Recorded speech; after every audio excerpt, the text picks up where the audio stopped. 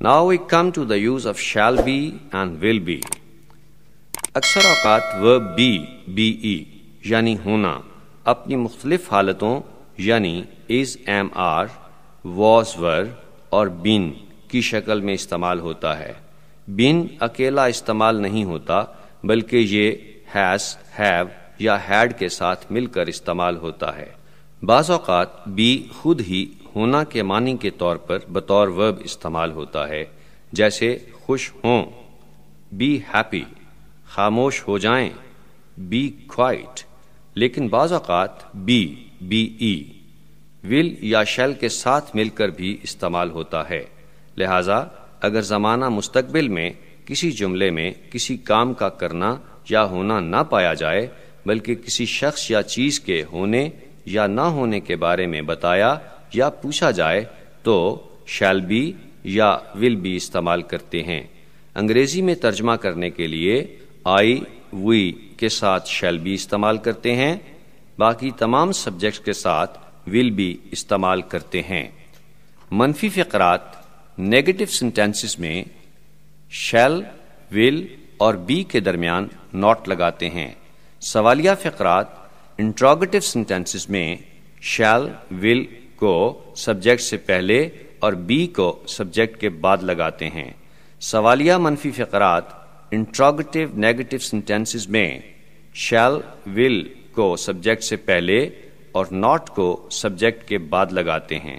سوالیہ فقرات میں اگر کوئی سوالیہ لفظ جیسے what, why, where, who وغیرہ آئے تو اسے فقرے کے بالکل شروع میں لگاتے ہیں، یعنی shall, will سے بھی پہلے لگاتے ہیں. اب ہم shall be اور will be کے فقرات پر مشتمل ایکسرسائز کرتے ہیں. میں کل لاہور میں ہوں گا. I shall be in Lahore tomorrow. ہم کل بہت مصروف ہوں گے. We shall be very busy tomorrow. وہ شام کو گھر پر ہوگا. He will be at home in the evening. پھیری والا بہت خوش ہوگا. The vendor will be very happy. ہم 8 بجے پلیٹ فارم پر ہوں گے.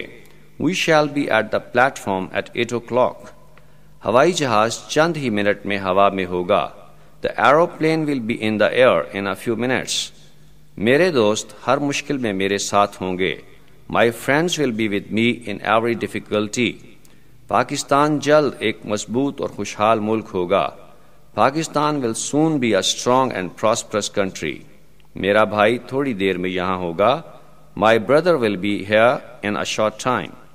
وزیر تعلیم تقریب کے مہمان خصوصی ہوں گے. The education minister will be the chief guest at the function. آپ اپنے نقصان کے خود ذمہ دار ہوں گے. You yourself will be responsible for your loss. آپ کا قیام و طعام ہماری ذمہ داری ہوگی. Your boarding and lodging will be our responsibility. میں آپ کا بہت ممنون ہوں گا. I shall be very thankful to you. کچھ عرصہ بعد کپڑوں کا یہ فیشن بہت مقبول ہوگا. This fashion of clothes will be very popular after some time. آپ اس کاروبار میں میرے برابر کے حصہ دار ہوں گے. You will be my equal partner in this business. گاڑی 1 گھنٹہ میں اپنی منزل مقصود پر ہوگی. The train will be at its destination in an hour. میں کل غیر حاضر نہیں ہوں گا. I shall not be absent tomorrow. سبزی فروش دکان پر نہیں ہوگا. The greengrocer will not be at the shop. یہ اتنا آسان تو نہیں ہوگا. It will not be so easy. خاکروب گودام میں نہیں ہوگا. The sweeper will not be in the godown. کیا آپ اگلے ماہ لندن میں ہوں گے؟ Will you be in London next month? کیا یہ کتاب میرے لیے مفید ہوگی؟ Will this book be useful for me? کیا کلارک دفتر میں ہوگا؟ Will the clerk be in the office? کیا ندیم کل رخصت پر ہوگا؟ Will Nadeem be on leave tomorrow? کیا کل موسم گرم ہوگا؟ Will it be hot tomorrow? کیا آپ جنگ میں ہمارے مددگار نہیں ہوں گے؟ Will you not be our supporter in the war? کیا یہ کام آپ کے لیے مشکل نہیں ہوگا؟ Will this task not be difficult for you? کیا وہ اپنی کامیابی کے بارے میں پورے اعتماد نہیں ہوگا؟ Will he not be confident of his success? آپ کل کہاں ہوں گے؟ Where will you be tomorrow? آئندہ صدر کون ہوگا؟ Who will be the next president?